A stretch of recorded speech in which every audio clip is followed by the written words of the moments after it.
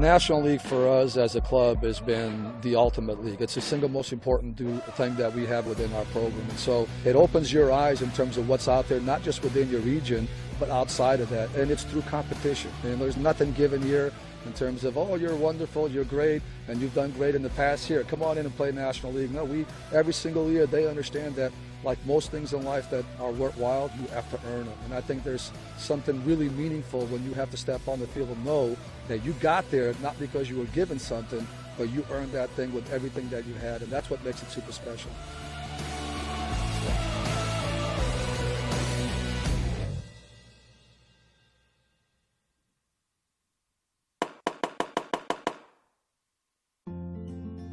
I first fell in love with the game of soccer at a really young age, probably my second year playing. I had a rough start. My first year, I never touched the ball once. I played 11v11 co-ed, and I sort of just picked daisies and smiled at the camera for my mom and did cartwheels. But then my second year, my mom had asked after the season, do you want to continue playing? Do you want to try other sports? Like, you could do gymnastics. And I was like, well, maybe we should try something else. My mom's like, okay, well, just one more year and see how you like it. And then if not, we'll go to do something else. And the second year, my mom said that, like, off the kickoff, I just took the ball, dribbled it straight to the goal, and shot it in. And ever since then, I've been in love with scoring goals, and it's been, gosh, 2 years later, something like that. My parents have been hugely influential in my career. Neither of them played soccer themselves, but as soon as my sisters and I took to it, they were our coaches, our managers, our cheerleaders, our biggest critics. I remember growing up, my parents would tell me, you can go out with your friends as long as you can juggle 100 times first, or, talent is a gift and, it's a sin to waste it. Go outside and practice and make yourself great. My mom shagged balls. She drove me an hour and a half to practice even after I got my license in high school so I could do my homework in the car. They've traveled around the world now watching me play and getting to enjoy it on the back end. I remember everything about my youth club career. I think that there's nothing like being a young girl playing soccer. I get to play now in front of huge crowds and with all this spotlight and attention, and I don't think I'll ever have that feeling that I did going through my U14 national championship. I remember winning state cup. I can tell you how I scored, what the score was. I remember going to Hawaii. That was our regionals, Region 4, and I remember that national championship. And I think that it stays with me so much because it was about camaraderie.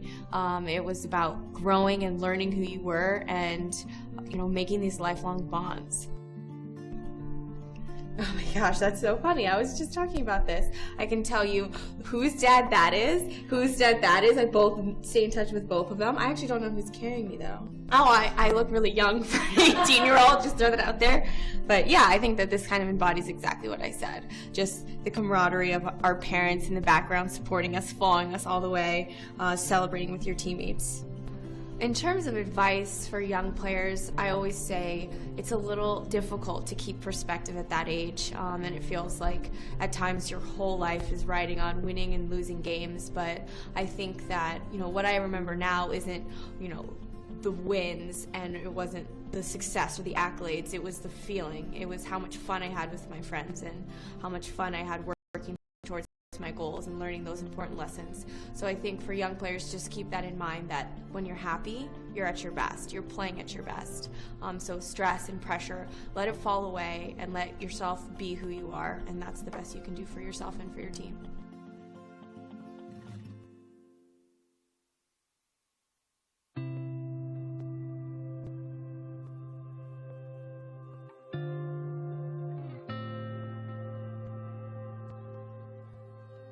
USU Soccer is the largest youth sports organization in the country and provides playing opportunities for first-time players as well as future superstars.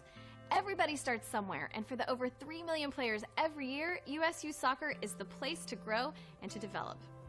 Well, it's a lot of fun to watch them play. It's a lot of fun to watch them build their confidence up and to learn the technical piece of the game, but also a lot about teamwork and what it takes to be a good teammate. The only thing that I can do for them is really have them understand that through discipline, hard work, framed as soccer, but more importantly applied in school, is the vehicle ultimately for the success of themselves and their families. I like playing competitive soccer because it gives me something to be really proud of, and that I know that I'm putting my effort into something and that I'm really getting results out of it. I love my team and I love playing, so the whole thing, it can be hard, but it's 100% worth it, and it just gives you something, a purpose in life that you can really put your heart and soul into.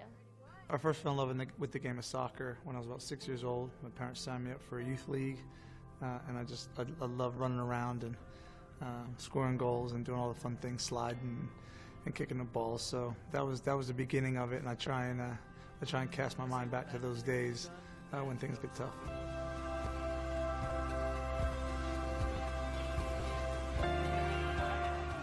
I've got quite a few memorable youth soccer moments. It was a learning experience. I was one of the better players on my club team, but then being selected for the New Jersey ODP, I suddenly found myself kind of at the bottom. And when I made the regional team, suddenly found myself at the bottom again. So I think it was definitely a learning experience, and I had to work hard, and it didn't come naturally for me. I had to kind of work at it.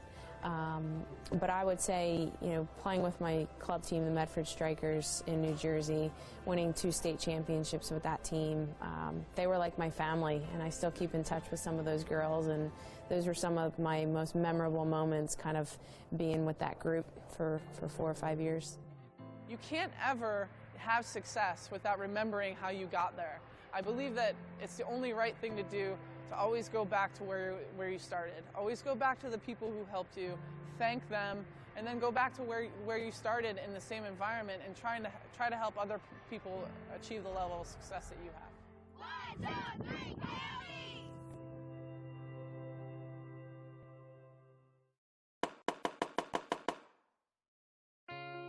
I love soccer because it just embraced who I was. And a very good morning here from Boise, Idaho for the girls under 15 Region 4 Far West Championships of U.S. Youth Soccer. We have 2 teams coming in with very hot records. One undefeated here in Boise at 5-0. That's the team out of the Cal South region. They'll be in the all-green highlights from head to toe, the Rebels SC. And they'll be welcoming kind of, I guess, if you will, the second place team here that's right behind them with a 4-1 record, and the team from Oregon. And they're representing the state of Oregon, but they are from Vancouver, Washington, and that's Salmon Creek. And they're coming in with a record of 4-1 on the week. Only 1 loss, and they're led by their leading goal scorer, number 10, who has had a very hot tournament so far. Mackenzie Ellertson, the daughter of their head coach. I'm sure we'll mention her a few times. Tina, a former national team player for the women's national team and a former World Cup capped player for our women's senior team. So definitely a lot of experience on the Salmon Creek side. They're considered the FC Salmon Creek Nemesis 00. They're going to be wearing the all-blue kits. Take a look at the screen right now, the final huddle and the final words for Rebels Soccer Club.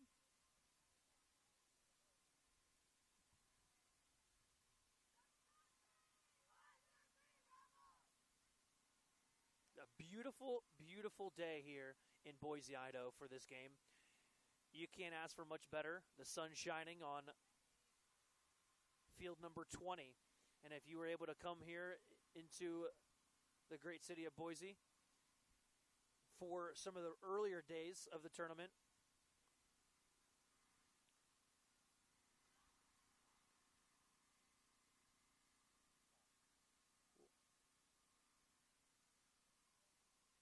you'll know that it's been a picture-perfect week, and we're off here.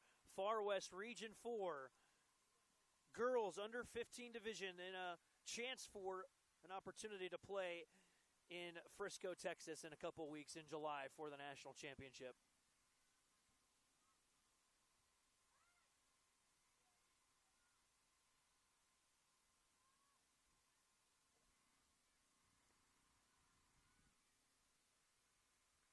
Going from right to left on your screen will be that Cal South team. They'll be in the green, blue, black, and green. And that's earning their first corner kick is Rebels, or excuse me, Salmon Creek.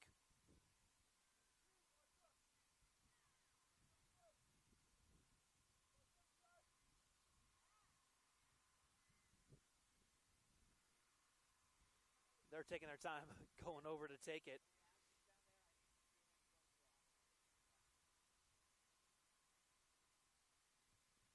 Both teams setting up their set play here. Set piece going to be taken, it looks like, from Mackenzie Ellertson. She sends a high drifting ball right into the 6. Anybody there? And it is the first goal of the game. And it's an early one. And that's exactly how this Salmon Creek wanted to start, a high drifting ball from Ellertson.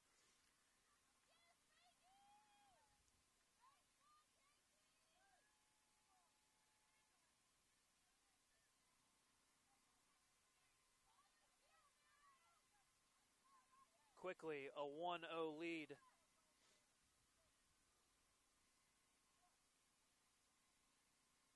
And if you're Coach Ellertson, that's exactly the way you wanted to start.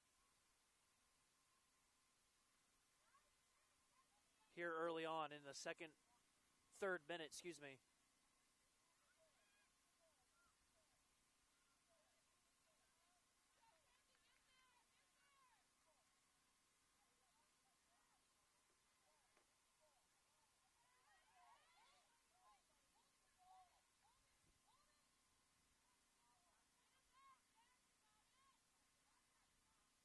Now some possession here for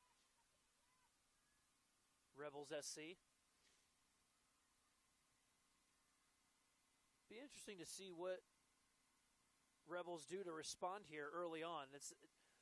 You see sometimes that teams put their heads down and they kind of check out after an early goal, but then there's also teams that feel almost comfortable getting down early in a game because it almost takes a little bit of pressure off them to keep things close, and maybe an opportunity for them to be able to kind of get settled in a little bit more.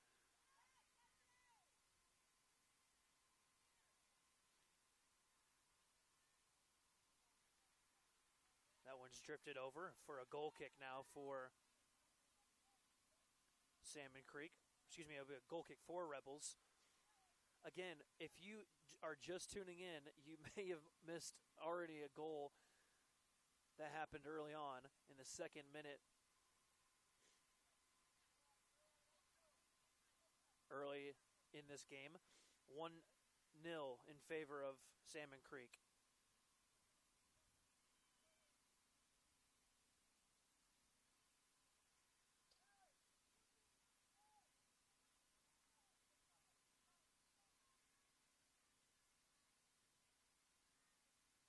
Sun shining brightly here. The Rebels coming into this game are 5-0 on the week after having a nice break yesterday with no matches. Ball served in, nice left foot there. Sailed all the way across the 6-yard box. That one's going to stay in bounds. The fields are a little bit long. The grass is a little long here, so you're going to see the ball die a little bit more than you may at some of the other pitches across the country that may have a little bit shorter of turf. So the ball, you can tell it sits down nice and deep into this grass. It's going to slow the play up a little bit more, I'm sure.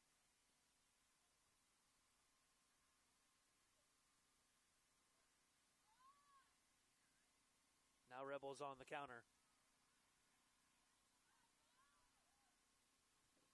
Nice turn there from Cambros.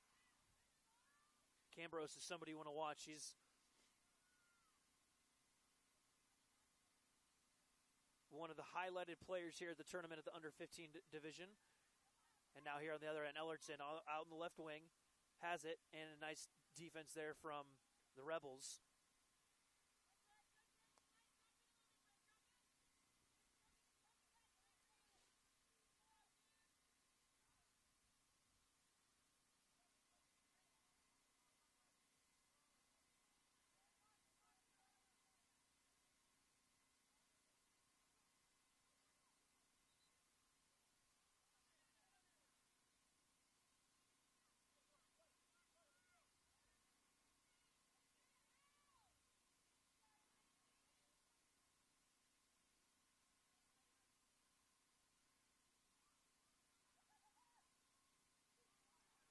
Good look there from distance. Cambros is going to be a target you got to watch. She's already got 8 goals in this tournament so far. 8 goals just here at the regional site. She's leading the tournament in goals at her age bracket. So obviously she's somebody that's got to be watched out for if you're the back four of Salmon Creek.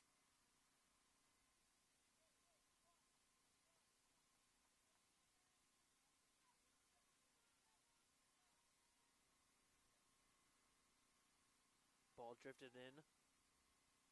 Nice flick there from the Cal South side.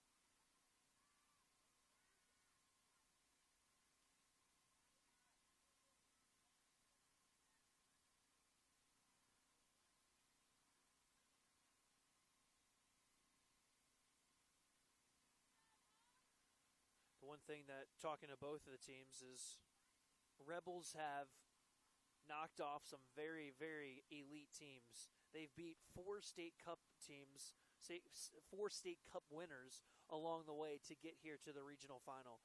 That included the Colorado, the Nevada, the California. All those state cup winners they've knocked off here leading up to this Region 4 championship game. That's a tall feat if you ask me, especially coming from this side, from what their head coach told me before the game.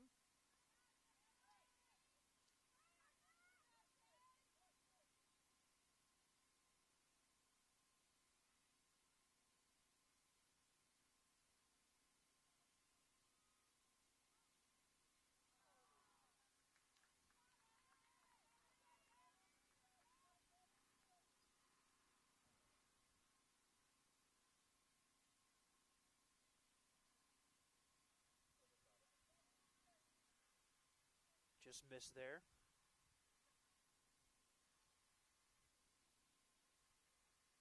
Talking a little bit more about the Rebels, they've got 5 girls on their team this season that have qualified for ODP in the selection process, and actually 3 of those girls actually made the squad. So definitely some talent on this Rebels side. There's a good look. This one goes over again. And so far, the attack from Salmon Creek has outweighed that of Rebels SC here early on.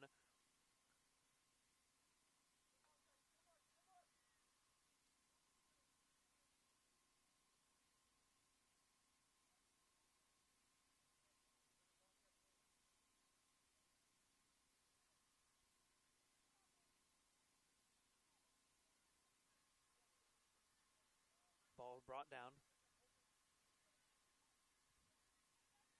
Good possession there from the Rebels. Now some space here. Here's Paulson. And Paulson tried to slot it through to her forward and was unable to. Goalie plays it back out to the left back here. Rebels definitely held or look a little more precise in their possession. look a little bit more composed. Nice turn there from their central midfielder. Now out wide to the right. Gave the ball away to the left back, though. And now Salmon Creek with it.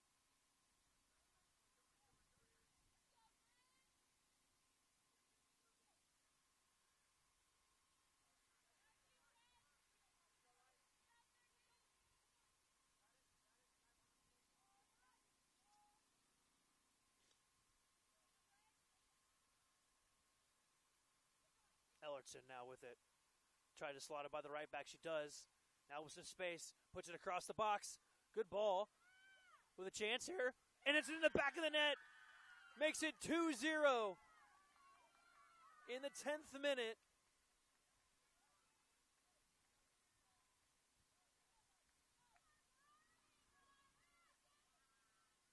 Salmon Creek goes up 2-0 within the first 10 minutes of this game.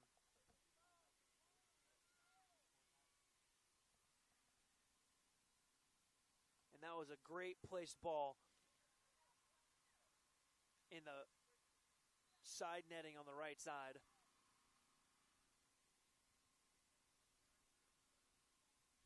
Ava Bendetti logging the second goal of the game.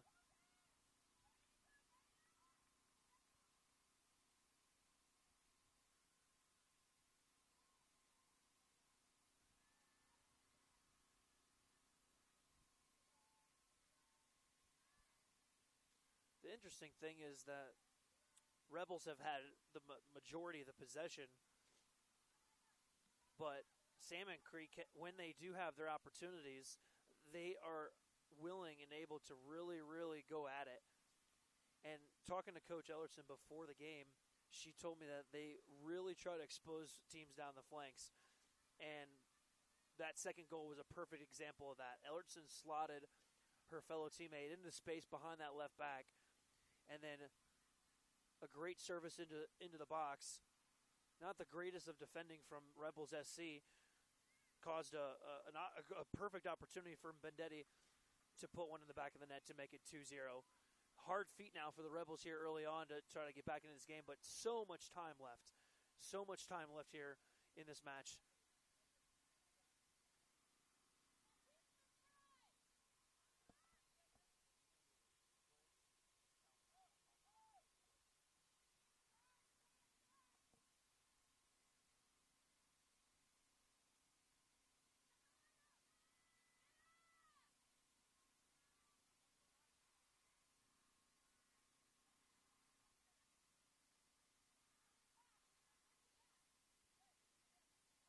Now ball out wide here.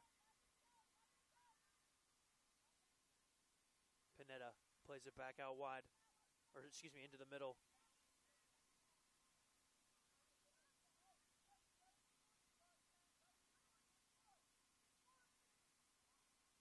A couple of girls have different jersey numbers, so I apologize if I mix up a name.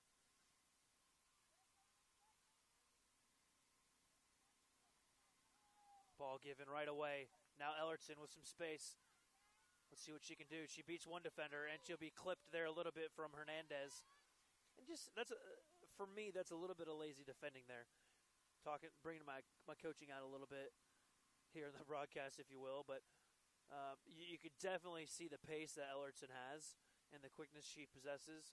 A very athletic player, much like of her mother a little bit, I would say. Tall and quick, athletic for her age as well is Mackenzie. This one's going to be served in. 3 in the wall right now. Great ball into the service, and a good, easy ball for the goalkeeper to pick it up. Hawkins in goal for the Rebels. She's got, I think, 3 or 4 shutouts here so far in this tournament, here just in Boise. 0-0 out of Bonita High School.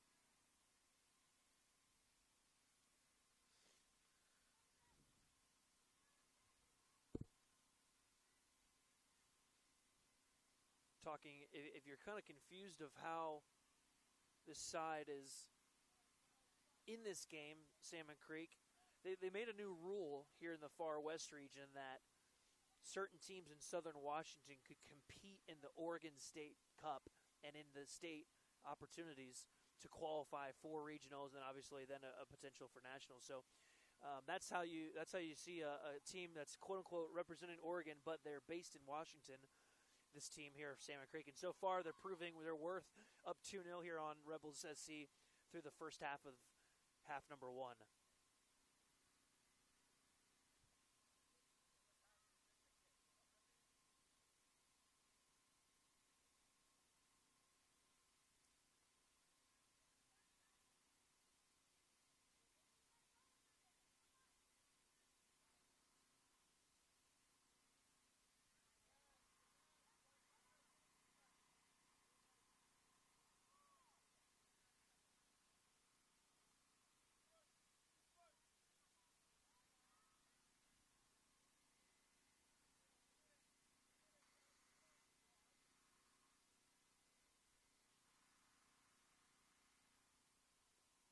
Tell now the pace of the game slowing down just a little bit. I think you saw both teams be a little bit excited and obviously maybe a little bit of nerve playing into it. A lot of giveaways in the middle of the park. Now teams starting to settle in a little bit, and you can tell the quality the Rebels have in possession. It's very evident. What you can see though, screaming from the sidelines from Salmon Creek, is that they wanna press the Rebels when they have the opportunity to, because the Rebels are having so much possession inside Salmon Creek's half.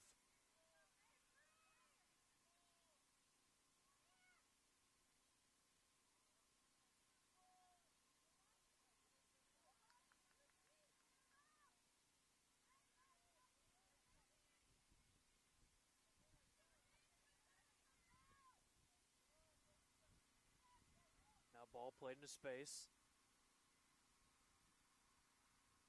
Ball stayed in play. Rebels keep it.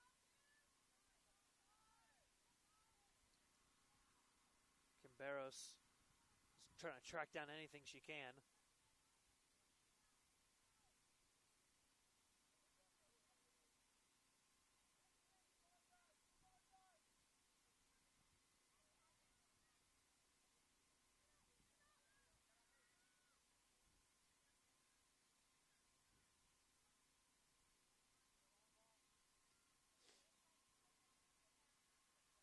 Perfect day here in Boise. 80 degrees, maybe 75. Earlier this morning, I was thinking about 55 to 60 degrees, and obviously here, no real humidity ever in Boise. Good possession there from Salmon Creek. Kept very calm under pressure there.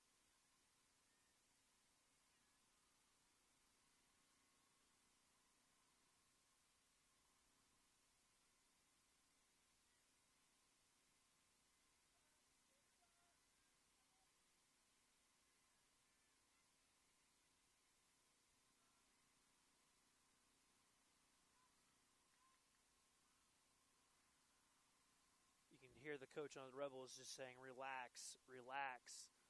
I think they're a little frantic right now. I don't know if they were expecting to be down 2-0 this early. They've gone undefeated in this tournament so far. So I think the idea of them being down in the game is causing them to freak out maybe a little bit here on. So he's trying to tell his team, just urge on to just get settled in, play their game. And the goals will come eventually if they stay patient enough and they end up being a threat going forward. That's a good work there from Hernandez. That's a battle you'll see all day. Hernandez in that left back role, and Ellertson playing out wide right on the flank.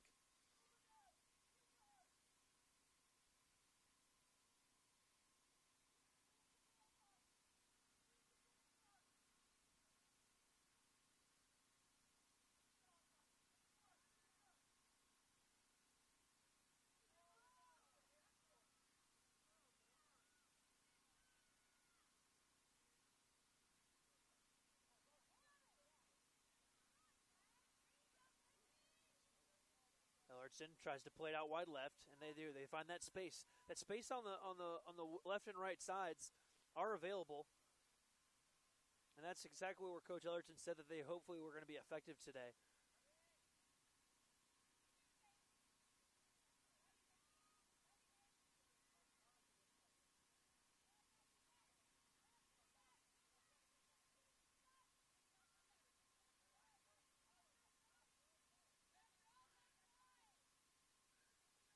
We can talk about possession all day long, but the key with that is possession with purpose, I think, and there's a very big difference between the two. You can outpossess a team all you want, 70-30, 60-40, whatever it may be exactly. But if it doesn't have intent to go forward, that's an entirely different game. Good Cruyff there from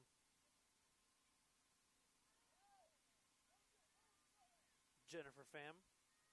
She's playing a kind of a number 6 role, as the referee says play on.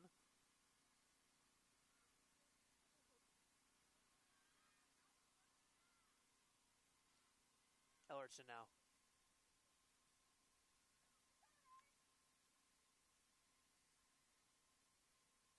Now outside to their outside back, trying to hold it up was Bernitos. Barrientos, number 11. Has some nice size to her. A good athletic player.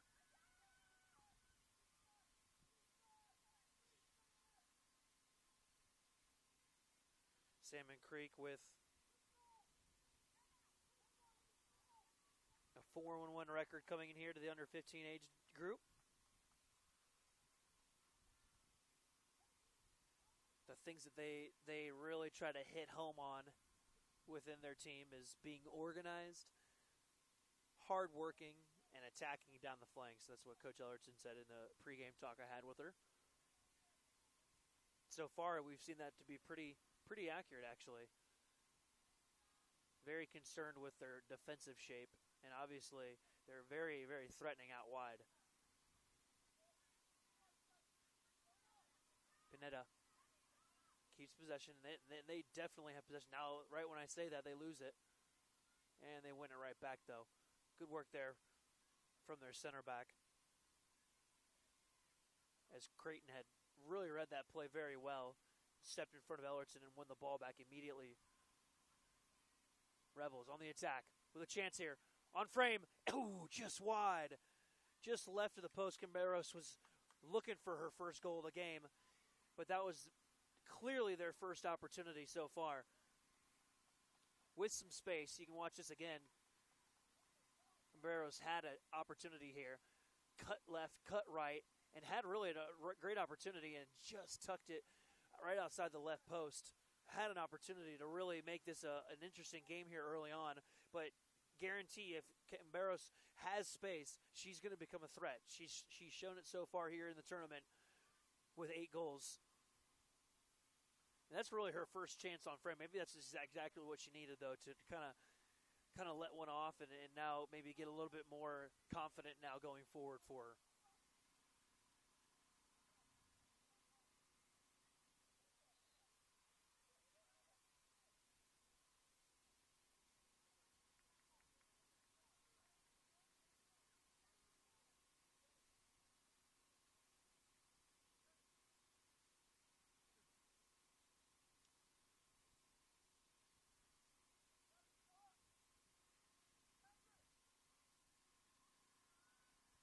Creighton will take the free kick. She ends up deciding to play it short, though.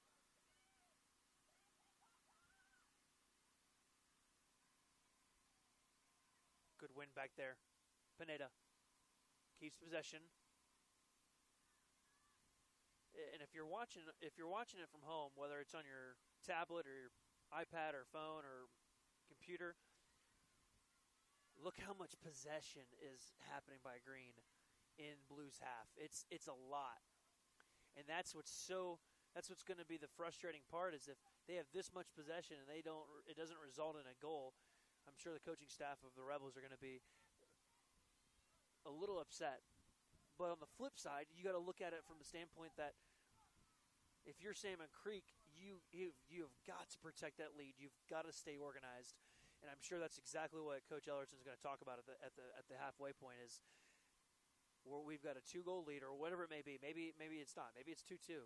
Whatever it ends up being, stay patient, stay organized, continue to play your game.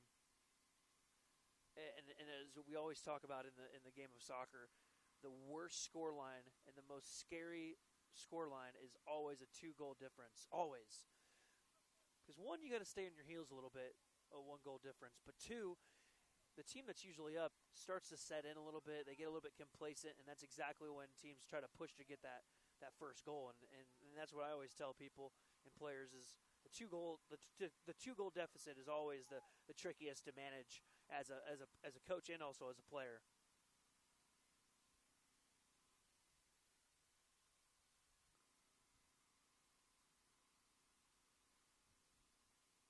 We are going to have our first substitution of the game in the 26th minute here. Regina Souls will come in.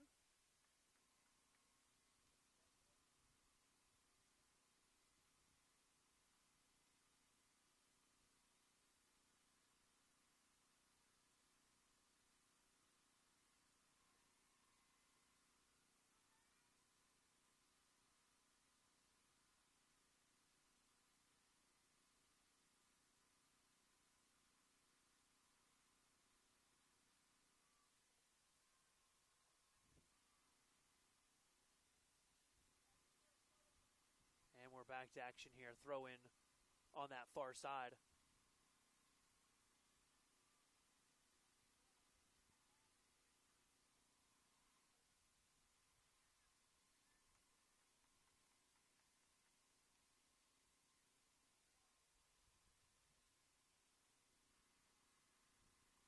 Be a throw in here on the near side.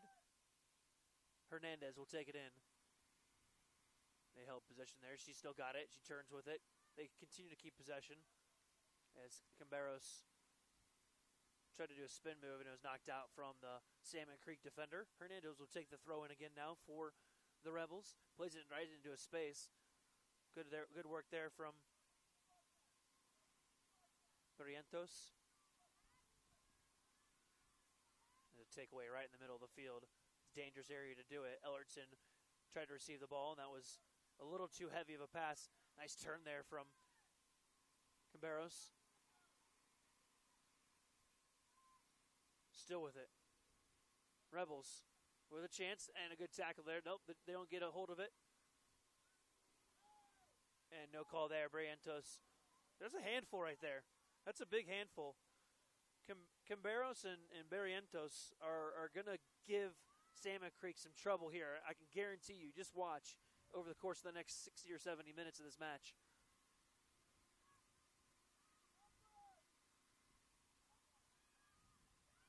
They're asking to have one there, and it sailed over the bar with ease.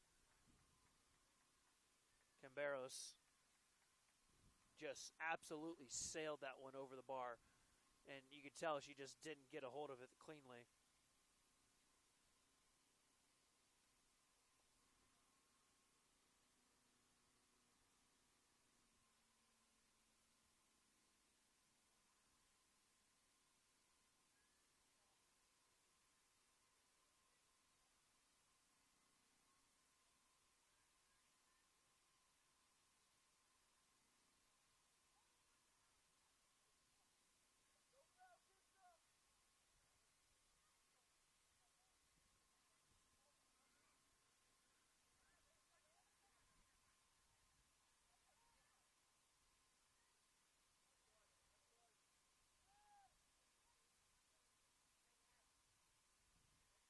Throw in now for Salmon Creek. Ellerton was going to take it.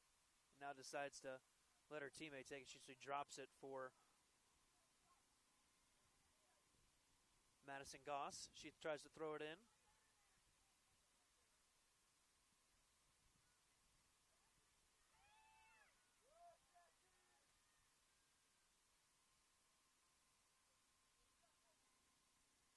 We have a load of substitutions coming in.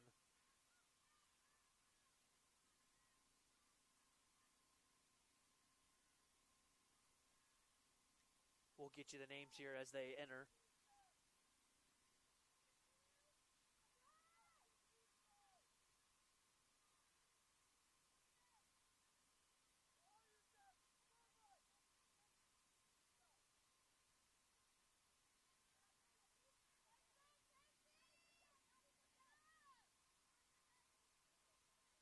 This one floats out, deflection.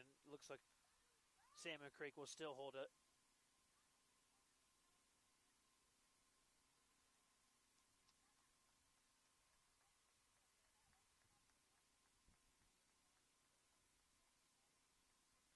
So 27 will come in, number 9 and number 16 for their respective sides.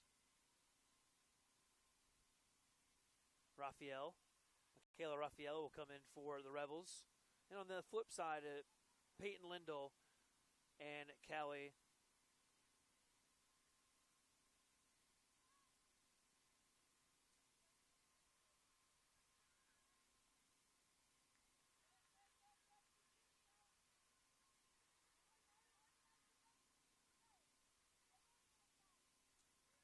we'll have one more substitution coming in.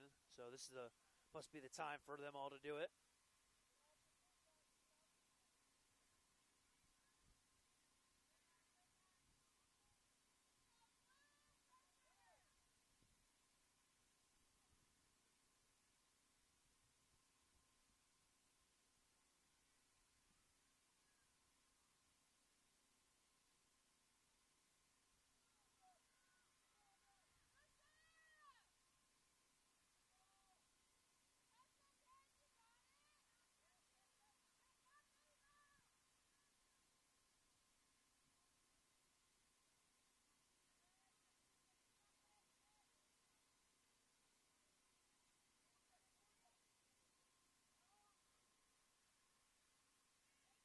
Lots of space now.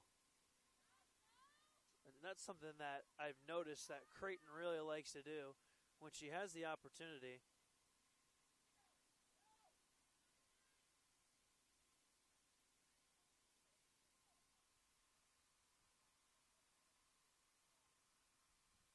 And they keep possession there. Good job by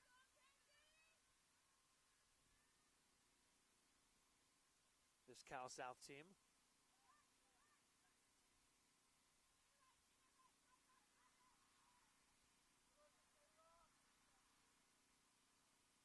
Ball played out wide. Can she keep it in play? She does. Good chest there to bring it down, but two defenders right there. Really like the way Creighton plays. Reads the game really well. Ellertson. And not much there.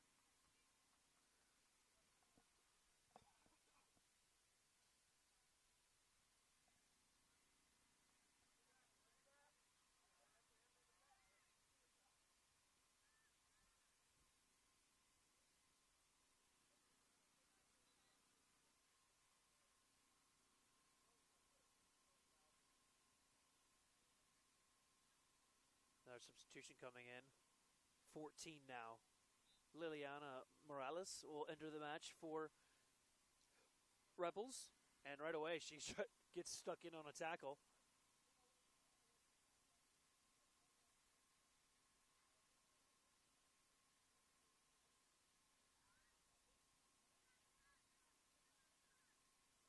Down the middle of the park. That's good work there. Good possession.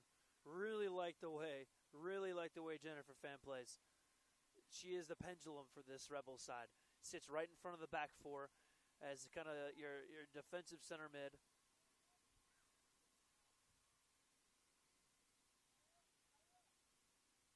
They allow Krista, then the center backer behind her, to kind of be the tackler behind her, and then Creighton just kind of sits there and sweeps things up.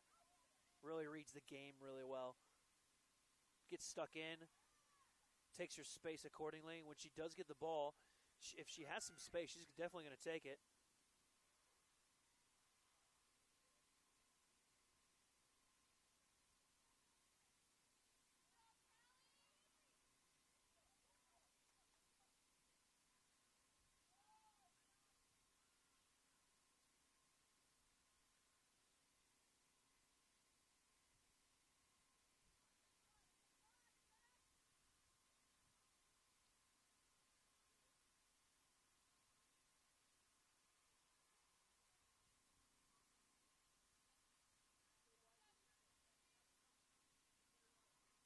Lots of space now.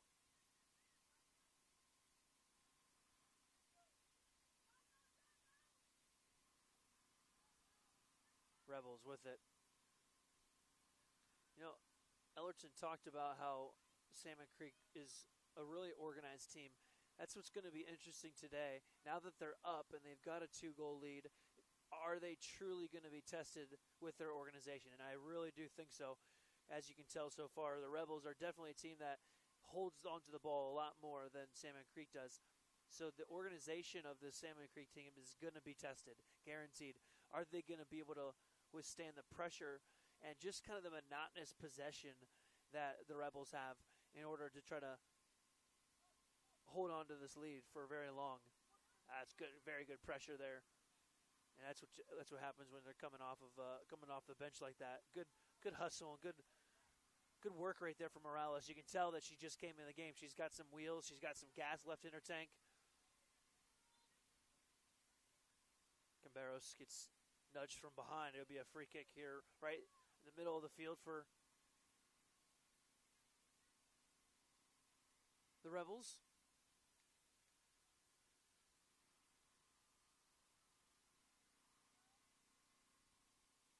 That'll be a throw in on that far side.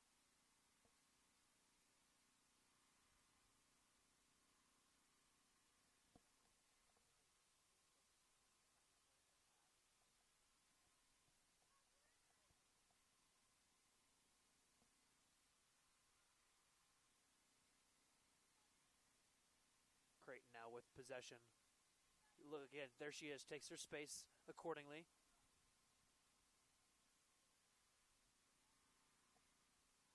Remember at the under 15 division, and I'm sure most of you know that, well, since you're probably watching, you're fans and you're avid fans of this age group because you're watching for a certain reason, a certain girl on the field, but these are 40-minute halves for this age bracket. So we're under the 5-minute mark.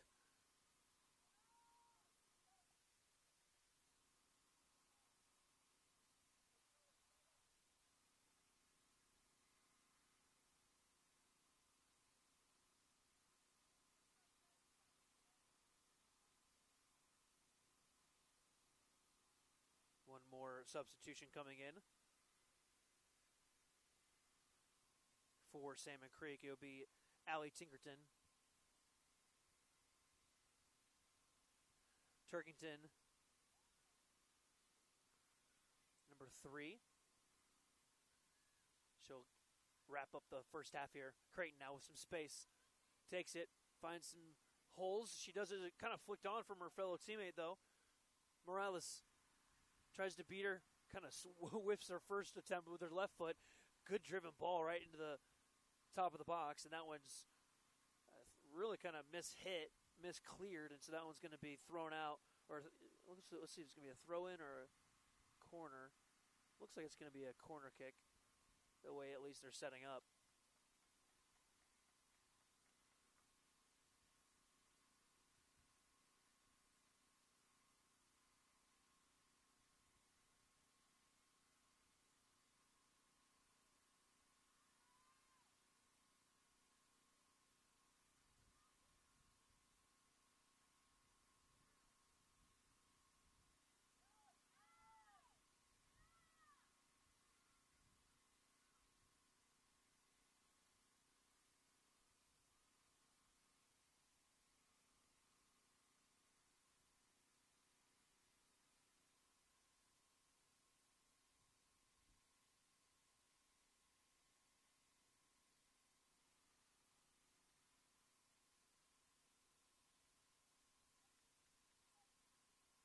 That one's a mishit.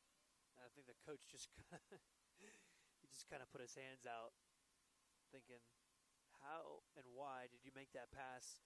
It's a hospital ball right in the middle of the park, just given completely away.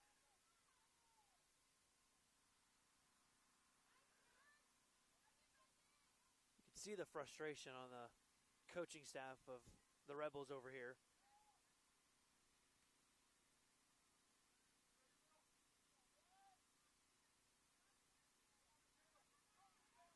Can't be more than about a minute to 2 minutes, maybe 30 seconds of stoppage time or so.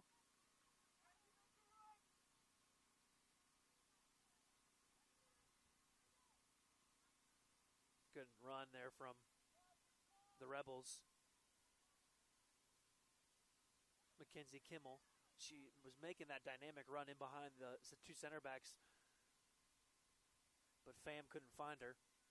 Creighton, good touch there on the first touch, and hopped it over the center forward, and now takes a lot of space here.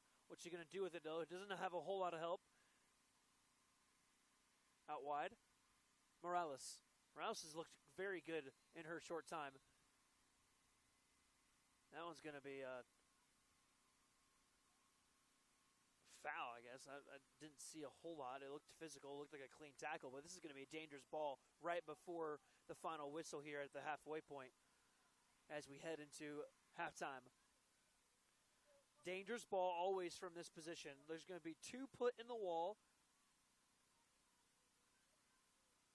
At this distance, it's something that I can easily put on frame.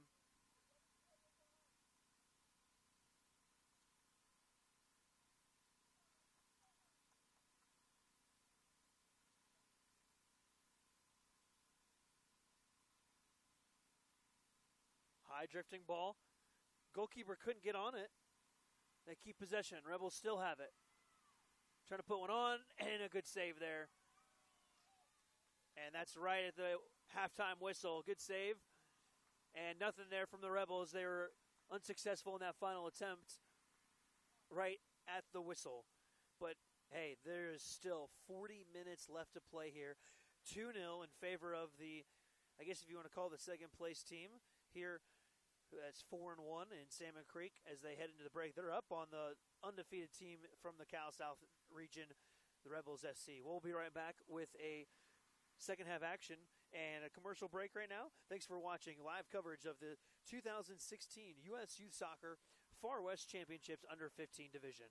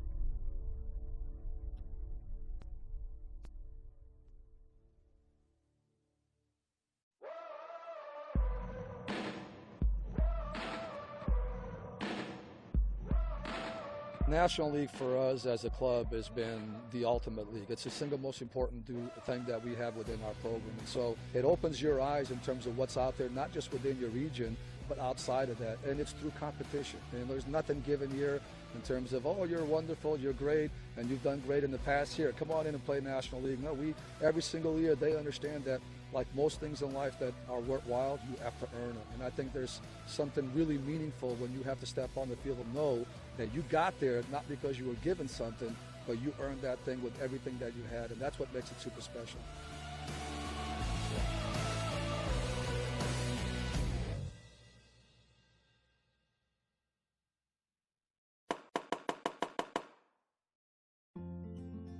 I first fell in love with the game of soccer at a really young age, probably my second year playing. I had a rough start. My first year, I never touched the ball once. I played 11v11 co-ed, and I sort of just picked daisies and smiled at the camera for my mom and did cartwheels. But then my second year, my mom had asked after the season, do you want to continue playing? Do you want to try other sports? Like, you could do gymnastics. And I was like, Mom, maybe we should try something else. My mom's like, okay, well, just one more year and see how you like it. And then if not, we'll go just do something else. And the second year, my mom said that, like, off the kickoff, I just took the ball, dribbled it straight to the goal, and shot it in. And ever since then, I've been in love with scoring goals, and it's been, gosh, 2 years later, something like that. My parents have been hugely influential in my career. Neither of them played soccer themselves, but as soon as my sisters and I took to it, they were our coaches, our managers, our cheerleaders, our biggest critics. I remember growing up, my parents would tell me, you can go out with your friends as long as you can juggle 100 times first, or, talent is a gift and, it's a sin to waste it. Go outside and practice and make yourself great. My mom shagged balls. She drove me an hour and a half to practice even after I got my license in high school so I could do my homework in the car. And, they've traveled around the world now watching me play and getting to enjoy it on the back end. I remember everything about my youth club career. I think that there's nothing like being a young girl playing soccer. I get to play now in front of huge crowds and with all this spotlight and attention, and I don't think I'll ever have that feeling that I did going through my U15 national championship. I remember winning state cup. I can tell you how I scored, what the score was. I remember going to Hawaii. That was our regionals, Region 4, and I remember that national championship. And I think that it stays with me so much because it was about camaraderie. It was about growing and learning who you were and, making these lifelong bonds. Oh my gosh, that's so funny. I was just talking about this. I can tell you whose dad that is, whose dad that is. I both stay in touch with both of them. I actually don't know who's carrying me though. Oh, I look really young for an 18-year-old, just throw that out there. But yeah, I think that this kind of embodies exactly what I said. Just the camaraderie of our parents in the background supporting us, following us all the way, celebrating with your teammates. In terms of advice for young players, I always say it's a little difficult to keep perspective at that age, and it feels like at times your whole life is riding on winning and losing games. But I think that, what I remember now isn't, the wins, and it wasn't the success or the accolades. It was the feeling. It was how much fun I had with my friends and how much fun I had working towards my goals and learning those important lessons. So I think for young players, just keep that in mind, that when you're happy, you're at your best. You're playing at your best. So stress and pressure, let it fall away and let yourself be who you are, and that's the best you can do for yourself and for your team.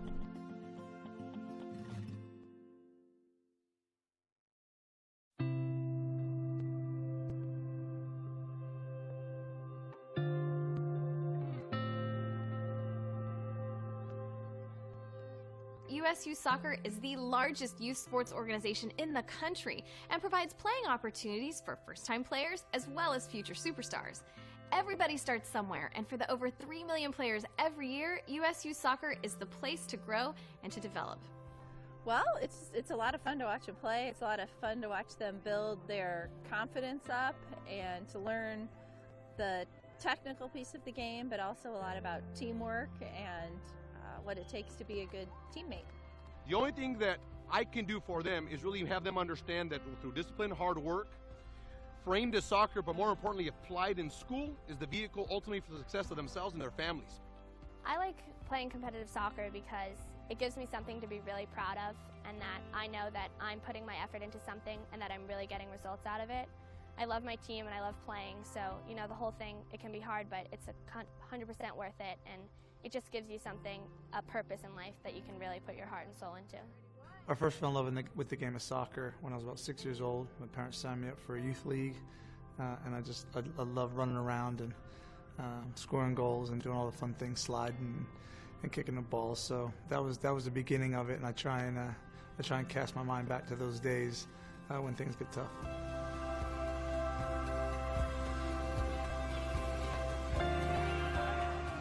I've got quite a few memorable youth soccer moments. It was a learning experience. I was one of the better players on my club team, but then, you know, being selected for the New Jersey ODP, I suddenly found myself kind of at the bottom. And, you know, when I made the regional team, suddenly found myself at the bottom again. So I think it was definitely a learning experience, and I had to work hard, and you know, it didn't come naturally for me. I had to kind of work at it. But I would say, you know, playing with my club team, the Medford Strikers in New Jersey, winning 2 state championships with that team, they were like my family, and I still keep in touch with some of those girls, and those were some of my most memorable moments.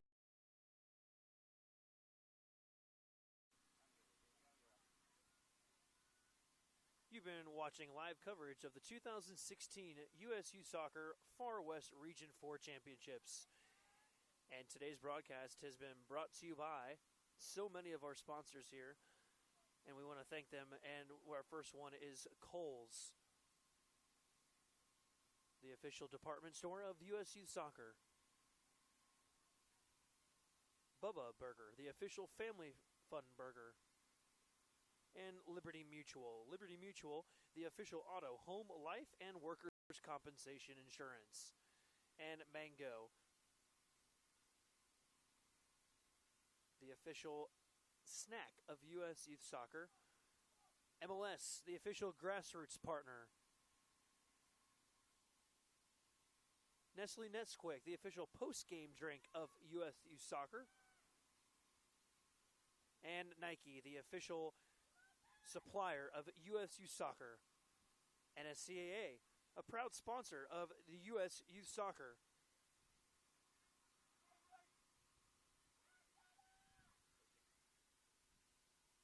A few more here that we'd like to thank. Positive Coaching Alliance. And Turbo Sports Group, the video production crew of U.S. Youth Soccer. And Toyota, the official automobile of U.S. Youth Soccer. And, of course, the U.S. Soccer Federation, the official youth sponsor of U.S. Youth Soccer. And Wilson, the official trophy company of U.S. Youth Soccer, helping give all these great awards out and trophies and banners to the winning teams.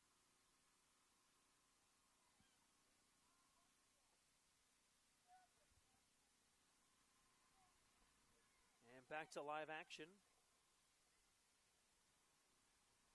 We just got underway here.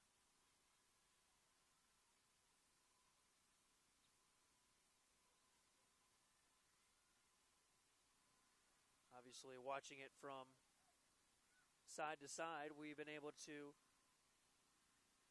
see some very good action. If you're just tuning in to us for first half action,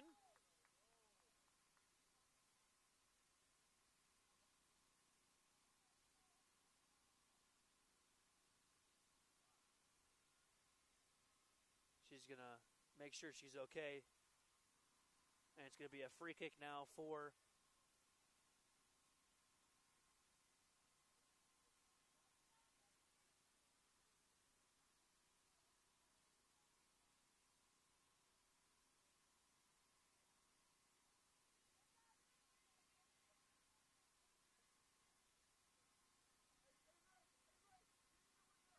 Ellertson will take it.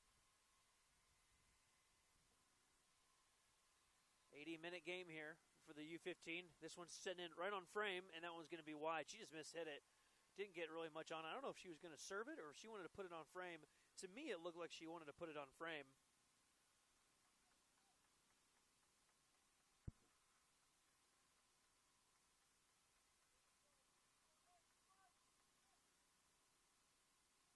And it'll be a goal kick now for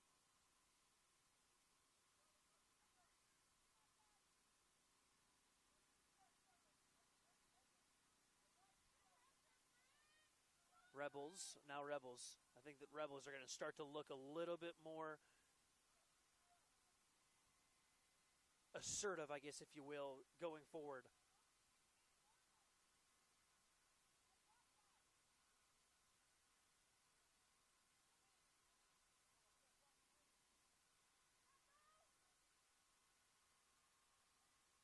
We'll see how organized Salmon Creek can stay.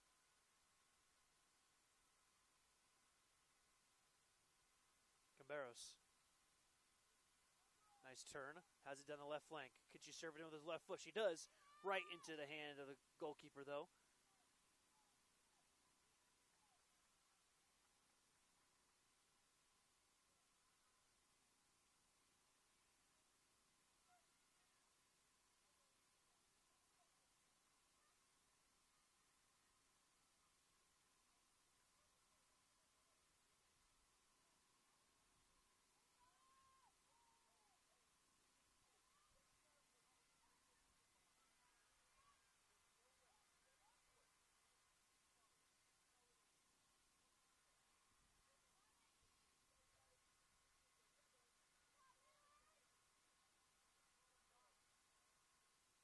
Rebels still with it. A little bit sloppy here early on. This one's driven in high and right into the goalie's hands, though.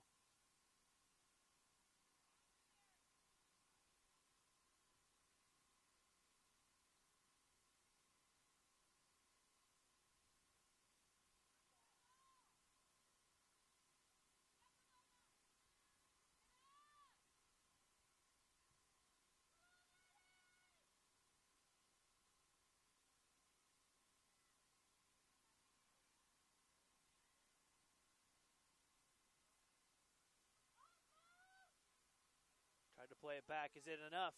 Goalie has come all the way out, and that was close.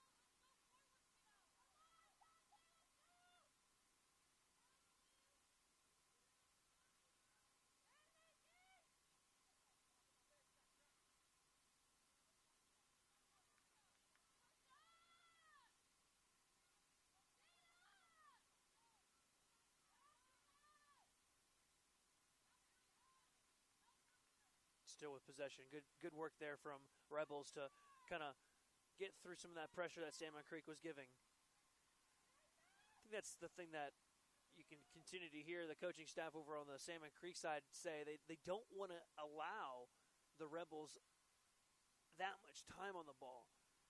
They want to make it difficult on them in possession. They want to press them a little bit and make it awkward for them a little bit, and make them have to make the difficult pass.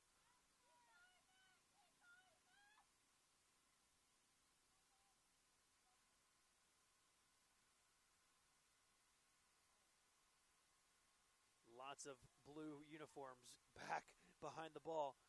Can this one be served in? Still with it. They do keep possession. Solis gets one deep. This one's played the back post. And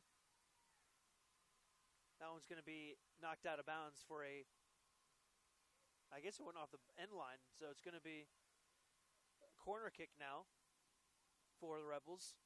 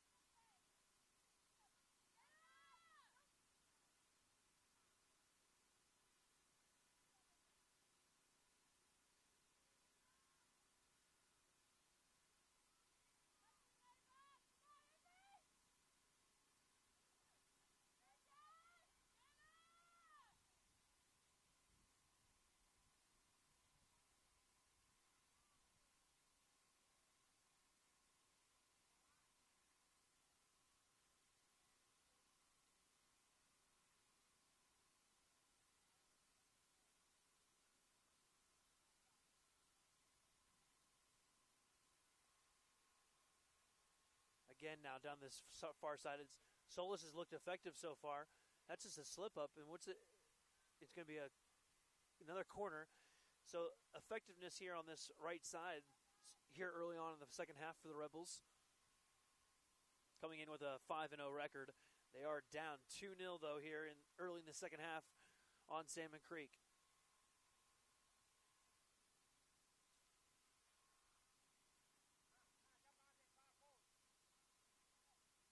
That one's just really, really poorly hit.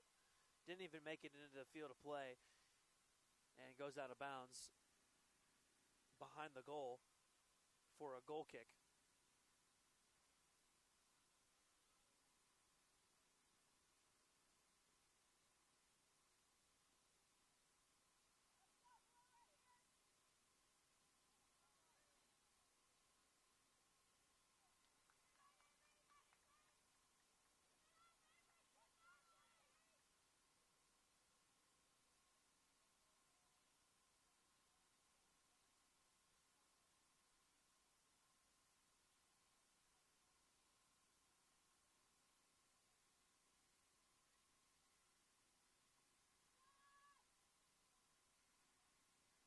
Cleared out by Rebels.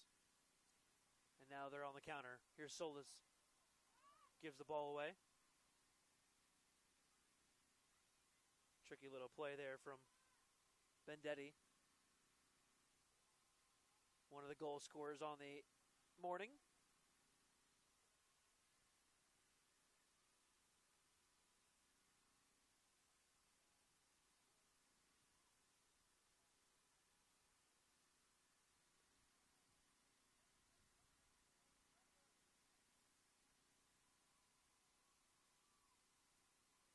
I think one of the most effective players there for the Rebels is that center back, Creighton. I keep talking about her, but she's been very, very, very effective for the Rebels, even though down 2-0, and she's a defender. I think she's played a huge role for this team. She's so composed on the ball, and she doesn't look like she ever gets frazzled or rattled or anything.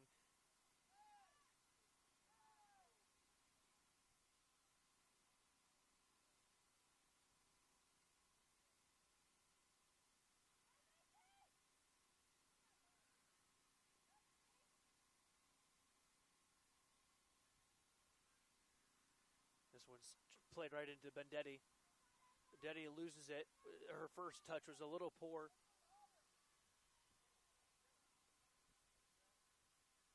I think that caused a little bit of it to be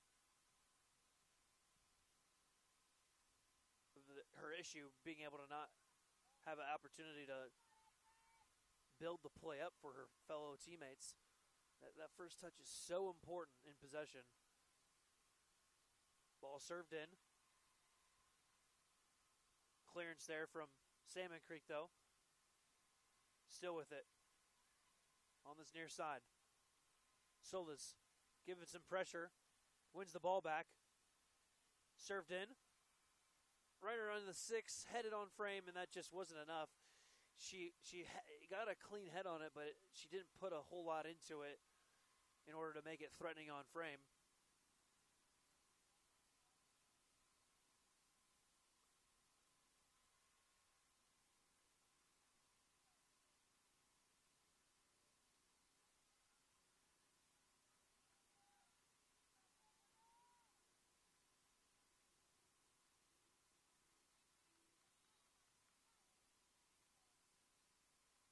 We'll have a substitution coming in now. It looks like 11 will make her way in.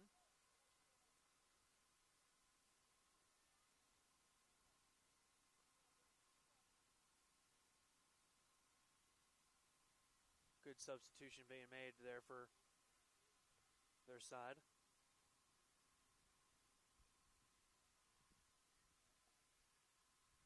A lot of hard work as Barrientos makes her way back in. A lot of work from Solis there. Good look there from distance.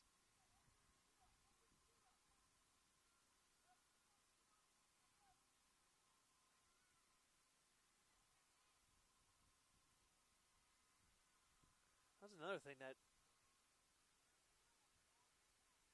Coach Ellertson talked about, was their ability to shoot from distance. Interesting that she had mentioned, and I just realized it, that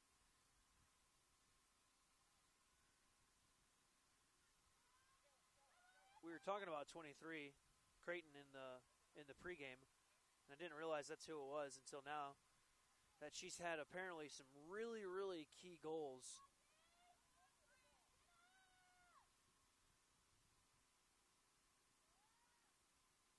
in this tournament, according to her head coach. and it's evident that she's definitely one of their key members of their squad. And I think originally she had talked about how she played in the midfield more, but obviously today it's very evident that she played in the midfield, or excuse me, as a center back today.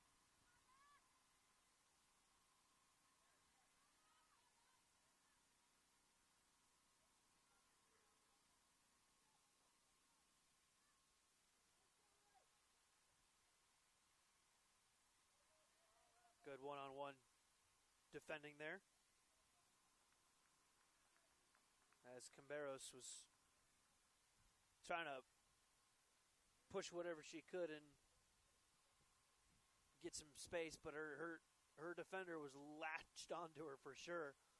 Now they play short here. It's good to note if you're the defending side from Salmon Creek. Obviously, every time that you play short and there's multiple players, you need to defend the same amount of numbers there.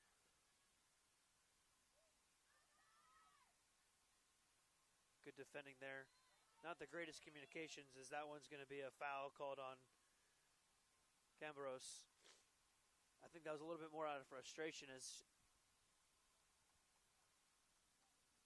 she just couldn't get past her defender and shoved her in the back, knocked her over, and now it's going to be a free kick going the other way.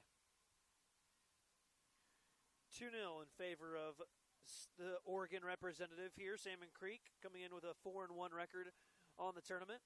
Their 6th match of this week as we wrap up the final day of the tournament here in Boise, Idaho.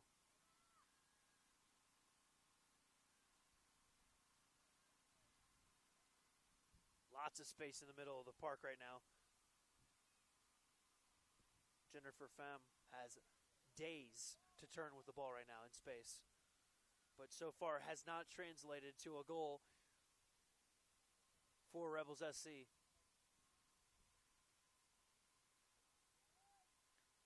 Ball's played all the way across the other side of the field. Love Barrientos with her ability to go 1v1 with players, as she's showing right now.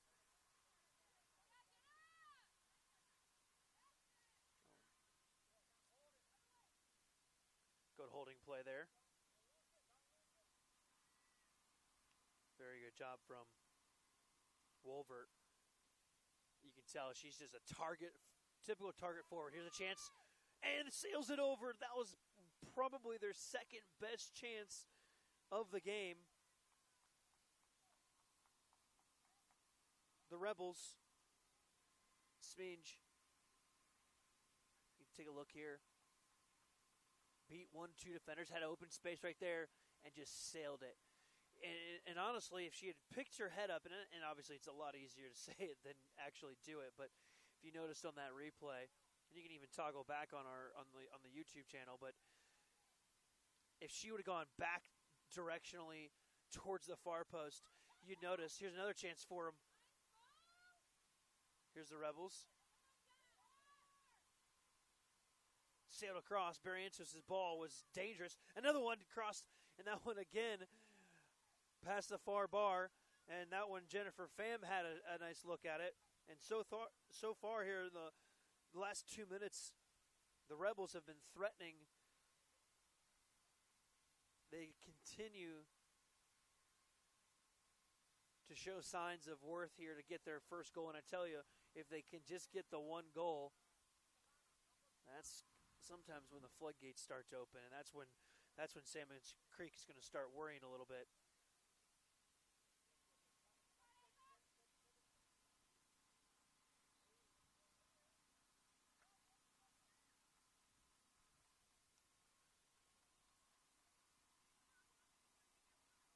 Vendetti tried to keep that one open, or in play, as it went out of bounds.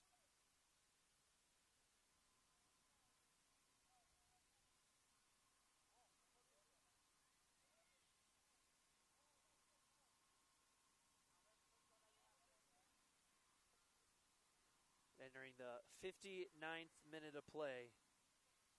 Just over 20 minutes left in the game.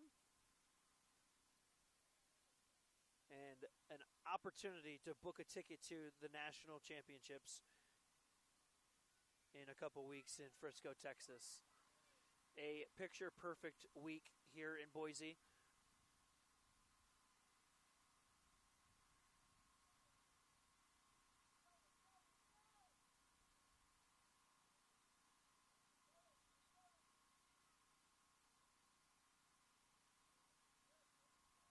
That one's going to be, I guess, a foul called. I don't know exactly where that one was, but Benedetti maybe just used her arms a little bit too much there. They'll play short. That's always a sign of a team that's very confident in possession. When you play short in your back third like that, you definitely are confident not only in your style of play, but in each other. That's a great counterattack there from the Rebels. Now let's see what they can do. They try to find the lashing Smeej. Can they find her? She's got it. That's a great winning tackle there. They still have it. Rebels still in possession. Plays it over to the far side, and that one's just one back over.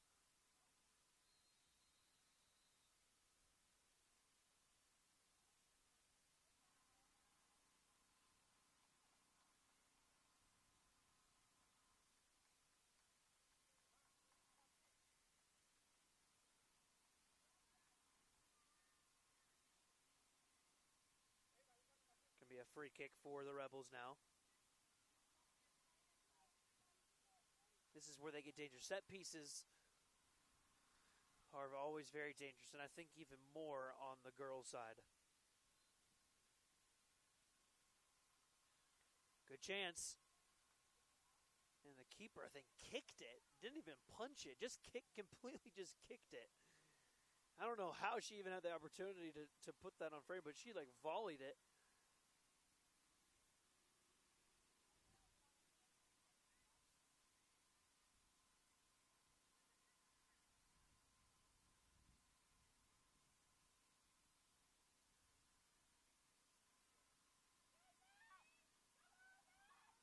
Good tackling win there. The one player that's been non-existent here in the second half. Leading goal scorer, Mackenzie Ellertson. Now Benedetti. It's a good winning interception pass from Creighton. Into space. Smeej beats the keeper. Looked like a handball. That one's a chested out. And that's a huge goal-saving opportunity. And that was definitely a handball. That was 100% a handball in the box on the first attempt. I don't know if we can get a look at that. We're going to replay that. And right there, the left hand of the defender clearly hits her left hand.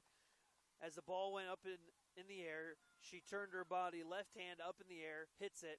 But the more important part, and we're going to go back to that replay, was the game-saving chest.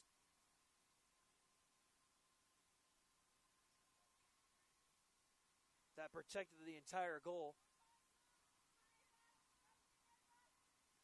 We can even rewind it there a little bit. Wide open goal. And just a great way to keep this game in a shutout for Salmon Creek. This one's drifted in with an opportunity to make it 3. And there's a great chance there. And no call there. Good deflection from the defender. And we're going to go the other. Oh, we're going to stay here. It's going to be a free kick. This one's going to be really dangerous for Salmon Creek. That almost could have been a handball on the other end, and I think this entire Rebels side would have been going ballistic if they would have called that a handball, because they didn't call it on one side, and so clearly he wasn't going to call it on the other side, even though both of them probably could have been called. That one's in the back of the net. beats her near post, and just snuck one in. I don't think she thought she was going to put it on frame, and she did.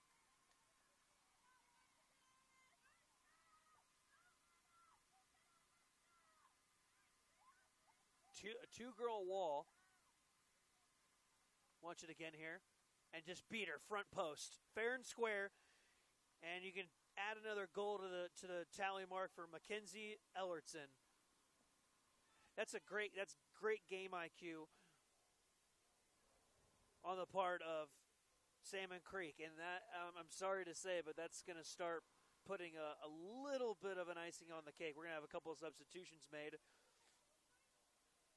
as Michaela Raphael enters the game for the Rebels SC. Not saying it's all over, but a 3-goal lead with 15 minutes left to play definitely helps their case. Now the big part is staying composed if you're Salmon Creek and being organized. Now you're gonna start to see the Rebels really start to push some numbers forward. It might be some really, really exciting and attacking soccer here the next and final 15 minutes of the under 15 regional championship.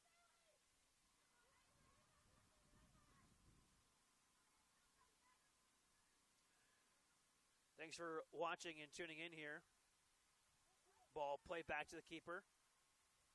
That one's cleared, but not extremely well. Nice move there from Jennifer Pham. Tucked it, beat her one by. Here's a service ball, back post, and that one's in the back of the net. And there's the goal. There's the first one for Rebels SC, and it is a great response. Just 2 minutes later, and it came from Barrientos over here on the near side. Just chipped it right over the goalkeeper for an opportunity. Take another look at this. She literally just pokes it right over the keeper, and I don't know if she'll go back and watch that and show her friends if she was actually trying to shoot or not.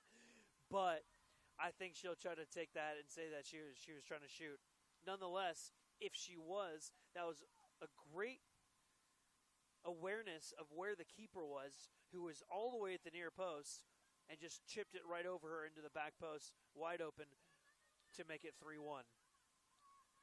And again, just like that, we're back to the 2-goal deficit at 3-1.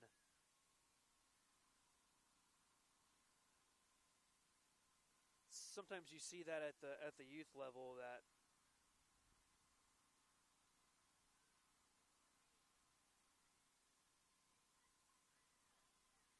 they sometimes mishit a service ball or a cross, and sometimes it just gets mishits it right into the goal. That's a little bit what it maybe looked like there. I can't really tell exactly even on that replay, but nonetheless, it may have sparked something here for the Rebels.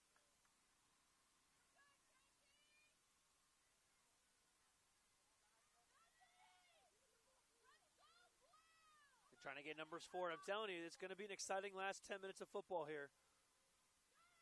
And that one's knocked out of bounds.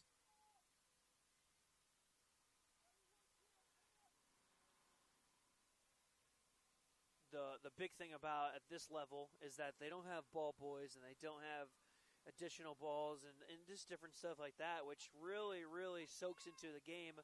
Whereas if you're at the college or pro level, they've got balls always available. So anytime that there's a clearing ball from the Salmon Creek, there, obviously that just drains minutes off the clock.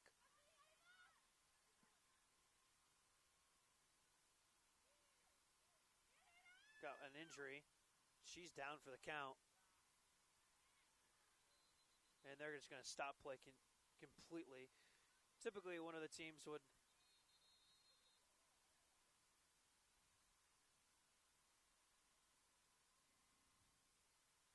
kick one out and let it go out of bounds, but they had to stop play completely.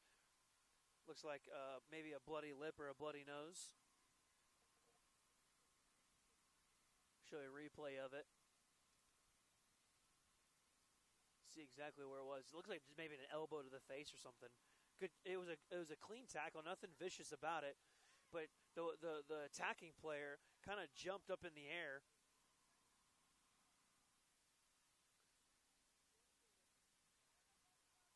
They've got a cart out there. Nose bleeding a little bit. So they'll attend to the injured player on the field now, and right now they are hydrating like crazy. Both teams here on the sidelines.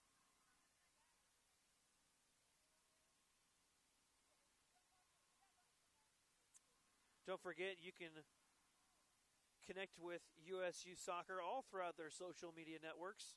On YouTube, obviously, with these games online. They're always available. That's the great thing about the support of, obviously, all these sponsors that we talked about earlier at halftime that have helped make these webcasts possible, and obviously the great support of USU Soccer and the National Series and National Championship Series.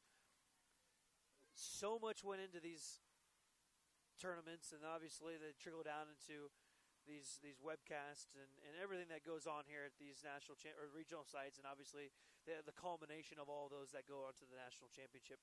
But you can connect with USU Soccer on many different platforms, whether it's Instagram or Twitter or Facebook or other YouTube channel. Even be sure to mention you've been watching the broadcast through a tweet or on Facebook. We really would appreciate that. Know where you're watching from, who you're watching with, who you're watching for. Nonetheless, we thank you for watching, and hopefully in the coming years we'll continue to do more. Maybe it's semifinal or group stage matches here at the regional events. And honored to be able to have Turbo Sports Group doing the productions for the third straight year now here at the USU Soccer. Originally started at the national level for nationals 2 years ago in Washington, D.C., and then I moved into doing several regional events last year. I think we did 2 of the 4, and then the national championship in Tulsa. And then this year they have covered every single regional event, the President's Cup and nationals as well, and then it's trickled down into the National League as well. So great support from the media side for USU Soccer, and we're grateful to be a part of that. And we just really, really are grateful for you watching online, and obviously you have a vested interest not only in the game but also in the sport, and specifically for whether it's your daughter or granddaughter, niece, potential recruit, all the above. It's taken a little while here to get a player off the field. And they're trying to decide if they want to just play a man down or if they want to continue, but nonetheless,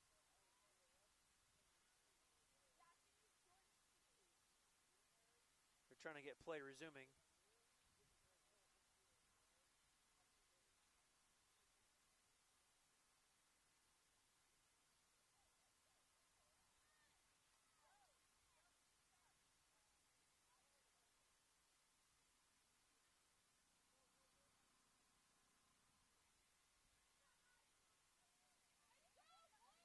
They might have to be stitching the girl up a little bit, maybe.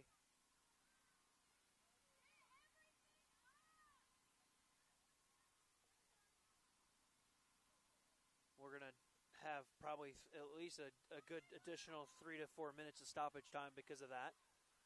We're at the 73-minute mark in the match. 7 minutes left in normal time, and then whatever's added on after that.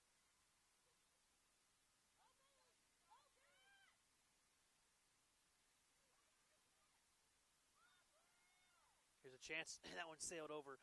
That was a clear opportunity. The problem was she didn't really square up to the ball properly. Barrientos is going to be really upset about that one.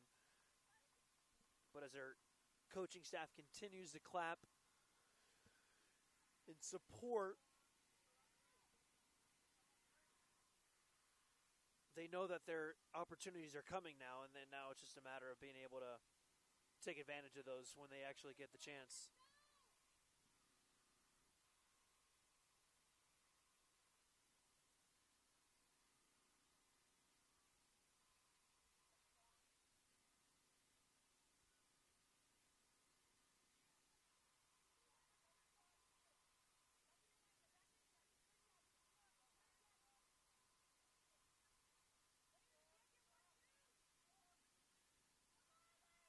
Looking to try to advance on the field is the injured player.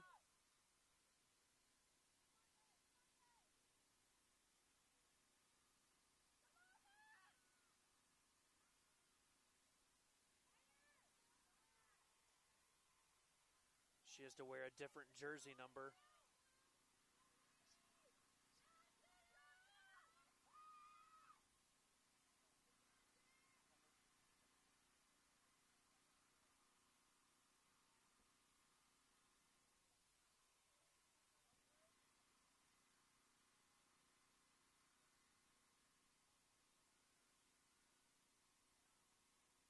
In possession now, Rebels.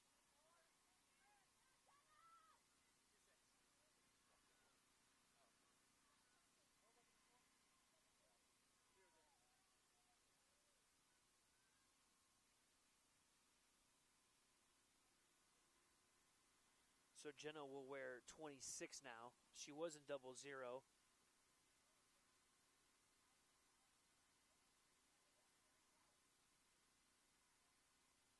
Efremson. Hopefully I'm saying that last name right. I apologize if I'm botching it. Sometimes we don't get pronunciation guides of our team's last names. And I have a tough last name as well, so I can't get too mad at it, as I'm sure my last name gets botched from time to time. This one sailed up high in the air. It's good pressure from Salmon Creek up front, and I think that's really where it starts for them here when they're up, because if you can give this Rebels side a little bit of pressure in the back, it's so much more difficult for them to advance it up the field and get a little more dangerous going forward.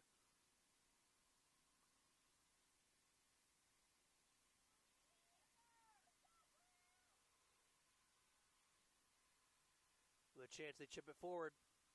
Oh, that one's just out of the reach of Pineda.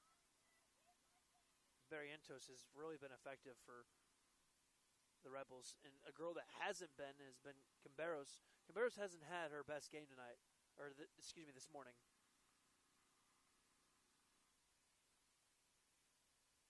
The leading goal scorer in the tournament for their age bracket has not looked up to par today. It's gone has gone kind of non-existent, to be honest. She had a couple moments in the first half that looked threatening, but really hasn't gotten dynamic here in the second half to be a little more of a threat. And with her athleticism, you would really hope. And to be fair, for Mackenzie Ellerton on the other side of the field, same difference. Obviously, Mackenzie has a goal here in the second half, but outside of that set piece opportunity, she hasn't really done too much here in the second half.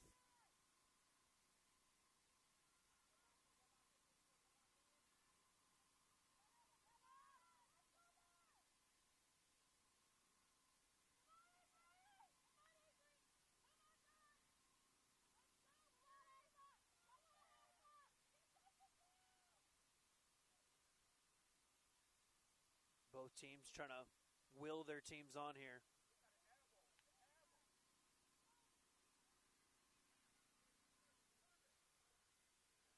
Corner kick coming in. Into the 6. And that one sailed out. Can it be pushed back in?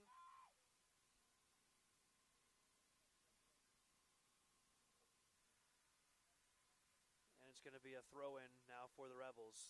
They'll try to keep all their players up for the most part, other than maybe Creighton. That one dropped in right between the center backs and the goalie and just skipping out of bounds. 4 minutes of stoppage time has been announced.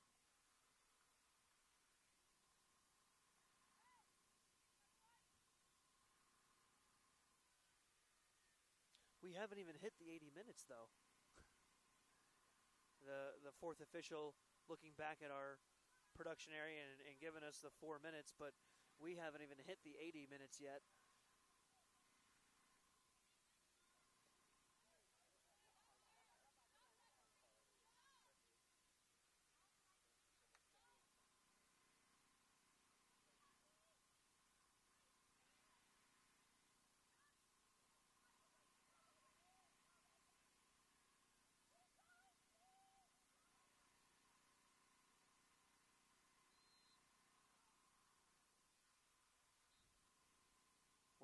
substitution coming in for Salmon Creek.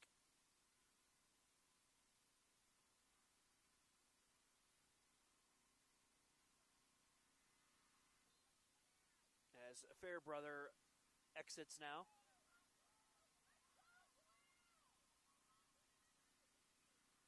Both teams wheeling each other on, one in favor of just holding on to the lead, and the other one saying, let's push and get forward.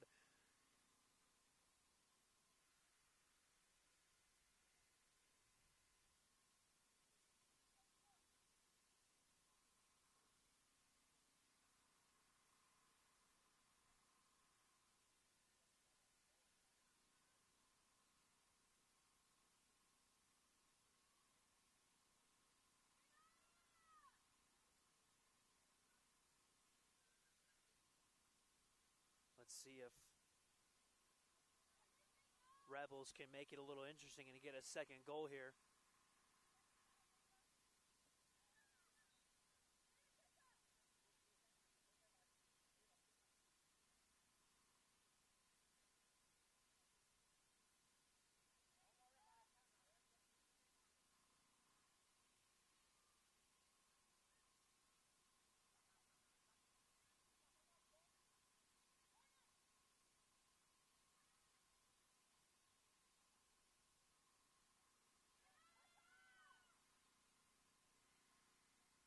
You can tell the legs are starting to get heavy on these girls late in the match. The sun is starting to get a little bit hotter too. But that's the great thing. Yeah, I think there's obviously some pros and there's obviously some cons in playing these matches early. Obviously, you got to get up early. And playing as an athlete, there's always a rule of thumb that you want to be up between 2 and 3 hours before any type of high-intensity training or game to be able to be at your optimal level. At least that's the studies, at least for the college level. And if I was coaching one of these teams and we had an 8 a.m. game, I'm having my girls up at 5:30 or so. Not saying that these girls were, but at this level, you don't know what you're going to get out of teenagers at that time of the day. So you really want to make sure that they are mentally and physically sharp and ready to really come out here and put a full game in. And sometimes it's that first 10 minutes that is the hardest, trying to adapt to the speed of the game and the intensity of it and things like that.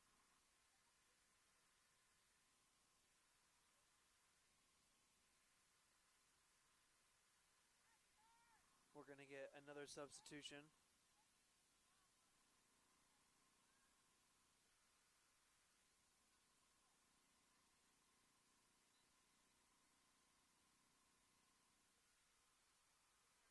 And you can tell that this is not Ellertson's first rodeo at this kind of stuff.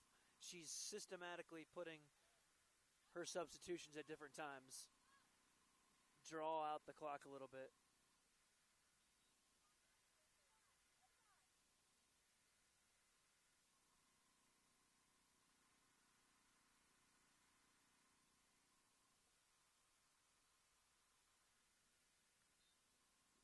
One more substitution coming in now. Madison Goss coming in for Ava Benedetti.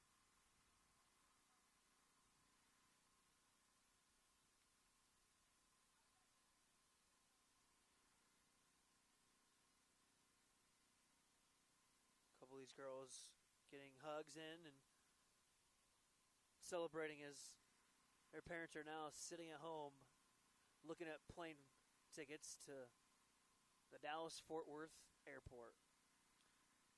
In just around a month, they'll be setting off for nationals in Frisco, Texas. Here's a good opportunity, and they play it short and quick. I don't know if that's the chance they wanted. Not a very good first touch there.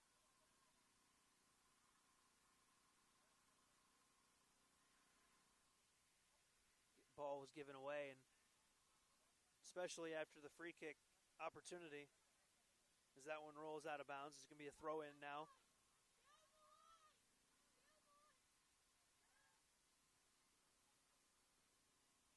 Itching into very few last seconds here of stoppage time.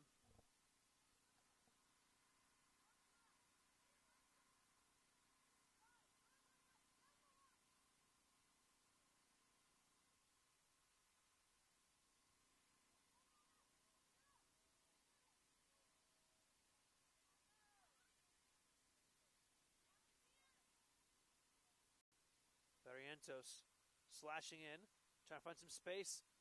Ooh, chance from Camberos. Good tackling option, though. And that is it. As Salmon Creek rushes the field in celebration for their Far West Region 4 victory. And congratulations to the small but powerful club out of Vancouver, Washington, as Coach Ellertson talked about. A humble side, a small club, came through and beat this Rebels SC side. We'll be back with one more game today, the finals of the next age bracket. But before then, congratulations to Salmon Creek with a 3-1 victory here at the 8 a.m. under 15 girls Region 4 championship match. For all of us at Turbo Sports and USU Soccer, thanks for joining us, and congratulations to Salmon Creek.